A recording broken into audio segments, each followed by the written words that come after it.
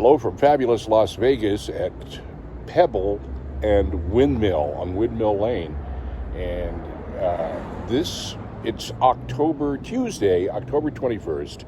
And you won't see this on your map yet. It's 246810 version 385 kilowatt superchargers.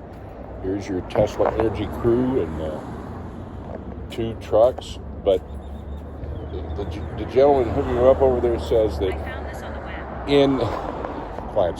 in a few hours, this new version 4 charger will be hooked up and running, and you'll see it on the map. So very exciting. New supercharger in Las Vegas, right here by Appalachia's Poke